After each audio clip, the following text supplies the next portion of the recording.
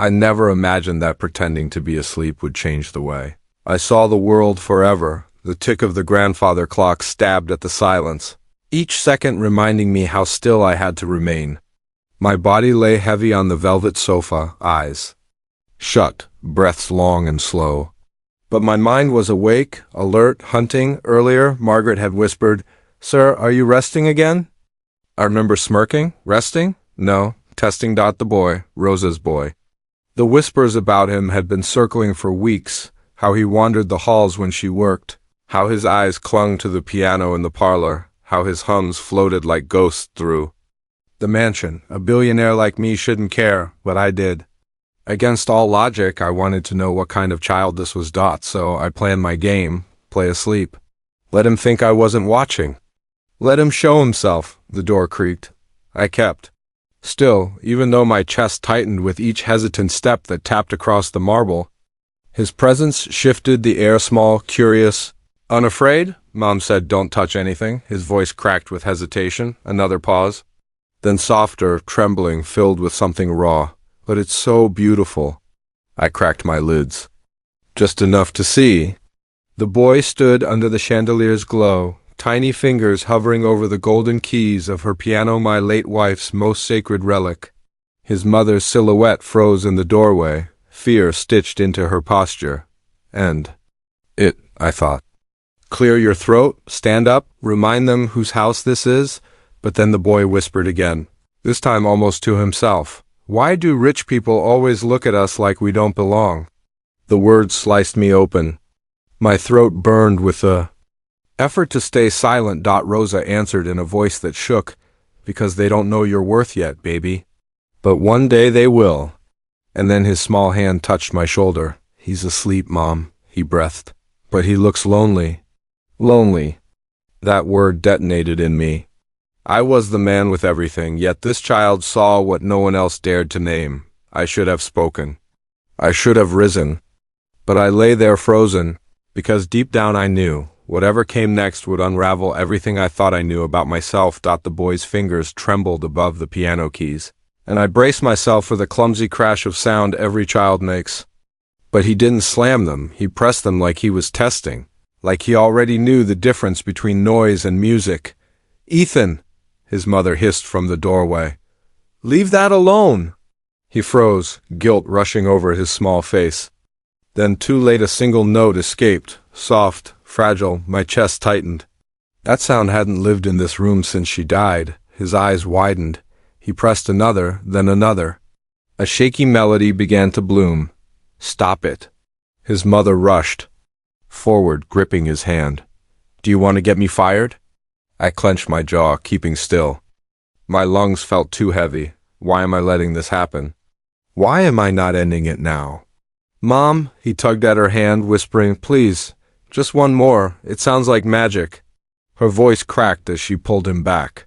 "Magic doesn't put food on the table. We're here to work, not play."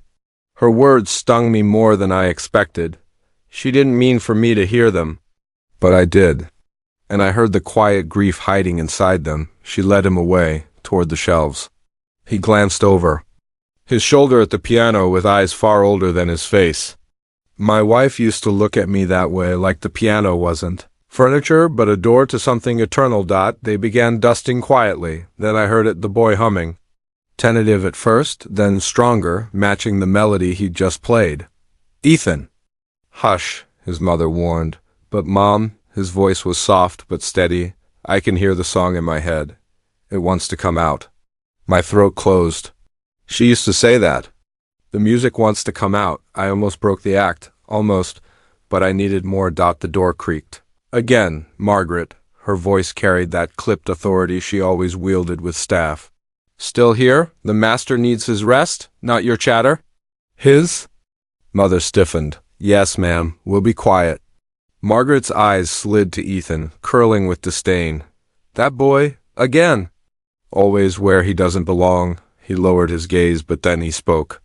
Small voice, sharp truth. I wasn't wandering. "I just wanted to hear the piano," Margaret scoffed. "A piano isn't for the likes of you." Her words burned me alive. My fists curled against the sofa. But I stayed down, watching. Ethan's shoulders straightened just a fraction. Music. Doesn't care who you are? Silence, thick. Even Margaret blinked before she huffed and stormed out. The courage in his voice lingered. My chest swelled with something I hadn't felt in years. She's wrong, isn't she? Ethan turned to his mother. Anyone can play music if they feel it. Her hand trembled as she touched his cheek. In a fair world, yes, but this world isn't fair. Her words landed inside me like a knife. That was the truth I'd lived. Poor, unwanted, fighting until I had more wealth than I could ever lose. And yet, in all that struggle, I'd abandoned belief in magic. Ethan hadn't, not yet. I lay there, silent, my charade intact, but my soul shifted. This wasn't curiosity anymore. This wasn't a game. I had to know just how far this boy's music could go. I kept my breathing steady, forcing myself to stay motionless on the sofa. My body wanted to move, to speak, to reveal myself. But something in me knew, if I stayed quiet, the boy would show me more than he realized. "Mom," Ethan whispered, cloth in hand as he ran it along the bookshelf. What if Mr. Graves let me try? Just once? His mother's voice snapped like a whip. Don't even think about it. But why? His little voice cracked. It's just music. It's not like I'm stealing. You don't understand, she hissed, her back stiff. Men like him don't see children like you as worthy. One wrong step, one complaint, and I lose this job. Then what happens to us? Her fear bled into every word. It wasn't anger. It was desperation. Ethan lowered his head but whispered anyway, stubbornly, "Still, I can hear songs." In my head, like the piano is calling me, the words struck me hard. That piano had been a tomb since my wife died, silent, untouched. How could this boy, this stranger, hear something in it as if it still breathed? Margaret's sharp voice cut through my thoughts as she re-entered with a tray. Your shift is nearly over, she said flatly. Clean faster, the master doesn't like noise while he rests. Ethan's mother bobbed her head quickly, pulling her son away from the piano. But the boy slipped free, fists balled tight. Why do you hate me? He blurted, staring straight at her. Margaret froze. Excuse me? You always look at me like I don't belong. Why? Her lips curled. Because you don't belong, not in this house. Not in these rooms. The words sliced through the air, like glass shattering. My fists clenched under the blanket, but Ethan, the boy didn't wilt. He lifted his chin, his small voice burning with defiance. Maybe one day I will belong here. Maybe more than you. The spark in his voice, it lit something inside me. Margaret's face went crimson. You insolent... His mother rushed forward, grabbing his arm. I'm sorry, ma'am. He doesn't know what he's saying. Ethan twisted against her grip, whispering fiercely, I know enough. Margaret's eyes narrowed into slits. Children like you always end up disappointing. She stormed out, heels striking the floor like hammers. But her words hung in the air, heavy and foul. The boy trembled. His mother dropped to her knees, clutching his shoulders. Do you want me to lose everything? Do you want us out on the street? Tears welled in his eyes. No, I just want to play. Her arms wrapped around him tight. Dreams don't keep you alive. Work does. Her words silenced him, but I felt them echo inside me. Dreams don't keep you alive? Was that true? Or was it just what the world had beaten into her? I couldn't bear it anymore. My body screamed for release. So I let out a groggy stretch, as though waking from sleep. Sir? His mother gasped, scrambling to her feet. The cloth nearly fell from her trembling hands. We didn't mean to disturb you. I rubbed at my eyes, playing my role. Disturb me? On the contrary, I was quite entertained. The room froze. Ethan's mouth dropped open. His mother paled like a ghost. I can explain. She S-T-M-M-E-R-E-D lifted a hand. No need, you've done nothing wrong. They looked at me like I had spoken in riddles. My gaze lingered on the boy. His chest heaved, his fists still clenched at his sides.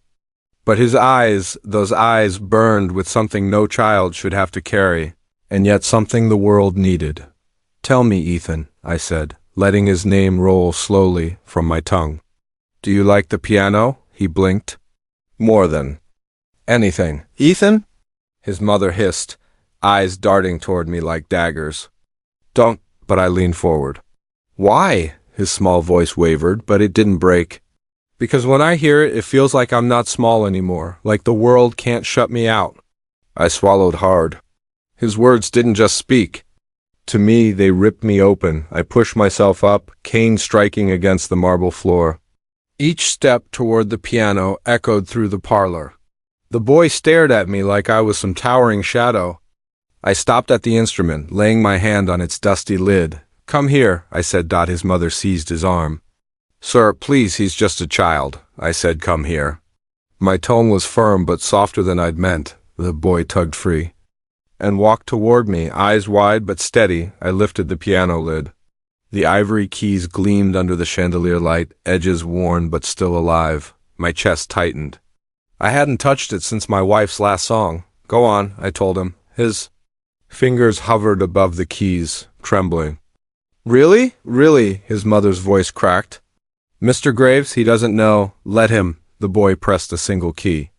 A hesitant note rang out, echoing like a memory. He pressed another, then another, fumbling into a shaky rhythm. I closed my eyes. For the first time in years, the house breathed. When I opened them, Ethan was lost in the sound. His face had changed, no longer the boy caged by scolding and silence, but a child touching something eternal.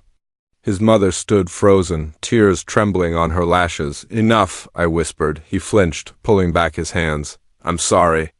I shook my head. Don't apologize. That was unexpected. Hope lit his face like fire.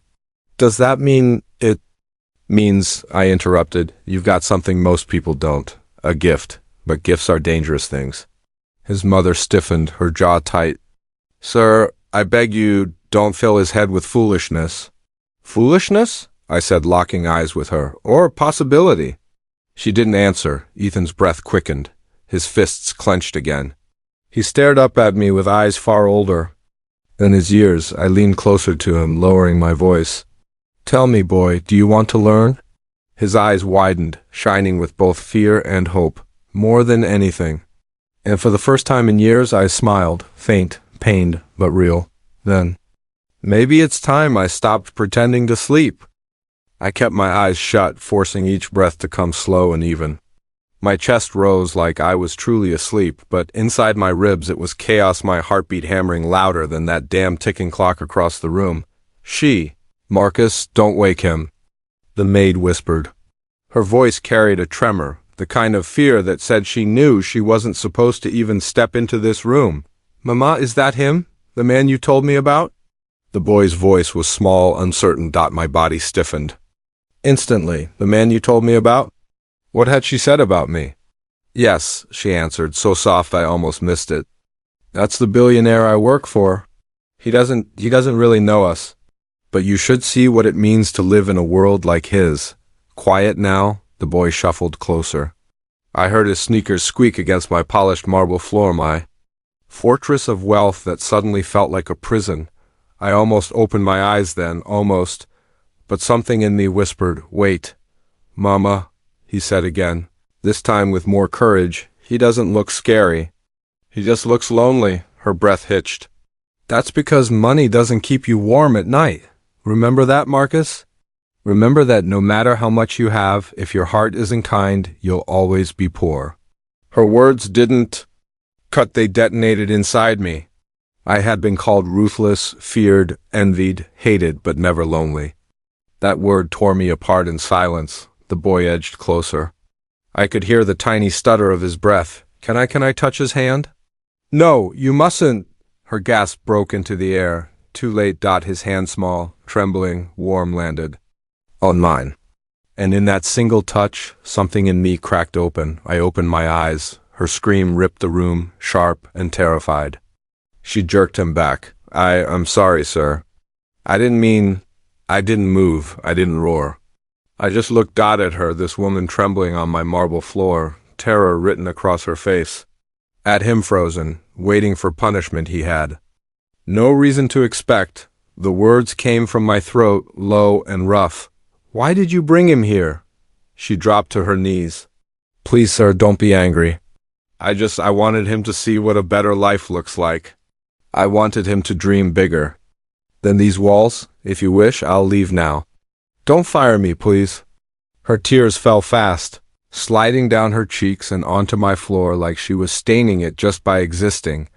Mama, it's my fault, the boy whispered, clutching her hand. Don't cry, he can be mad at me. That broke me. My chest burned. With a shame I didn't even know I was capable of feeling. Years of treating people like her as invisible suddenly crashed in my gut. I rose slowly, my shadow stretching over them. The only sound in the room was her muffled sobs, and then I said the words that shifted the earth. Beneath us all, I'm not angry, I'm ashamed. She froze. The boy blinked up at me. Neither spoke. I lowered myself, kneeling so I was level with the boy. My voice shook. Marcus, you said I don't look scary. You're right. I'm just lonely. Your mother is right. Money didn't fix that. His little hand tightened around mine, fearless now. Then maybe you need a friend. Marcus! She gasped again, horror flashing across her face, but my laugh escaped before I could stop it raw. Broken and yet lighter than I'd sounded in years. Maybe I do.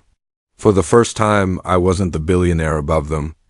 I was just a man-kneeling human, desperate for something money had never bought me. The morning light slipped through the curtains, sharp and accusing.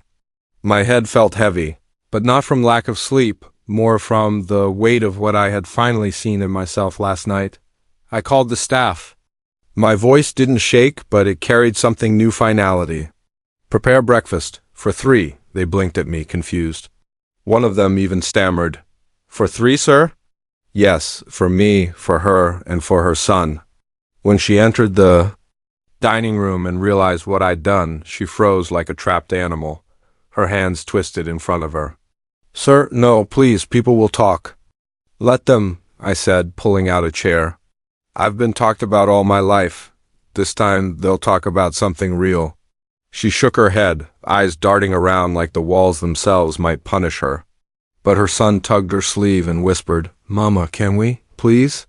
She sat, hesitant, nervous, as though one wrong move would cost her everything. I cut into my pancakes, forcing a casualness I didn't quite feel. So, Marcus, I asked, what do you dream about? His eyes lit up, brighter than anything. In this cold house, I want to be an engineer. I want to build bridges, so nobody feels left out on the other side. The fork slipped in my hand. His words weren't childish fantasies. They were truths sharper than any deal I had ever signed. Bridges, I had built skyscrapers, casinos, empires, but never a bridge. Never anything that brought people together. Only monuments that divided. Me from everyone else. Bridges, I muttered, more to myself than to him. That's powerful. He grinned, not knowing what it was doing to me. But his mother noticed. Her eyes softened just for a moment, before they clouded again with fear. The rest of breakfast passed in uneven beats, his excitement, her nervous silence, my quiet shame. But when it ended, something inside me felt different. Lighter, maybe. Or just finally human. By the end of that week, I had done 2 things I never imagined I would. First, I called her into my study. She stood stiff as stone, clutching her apron like a shield. You're no longer a maid, I told her. You're my house manager. Triple your pay. Her mouth opened, but no words came.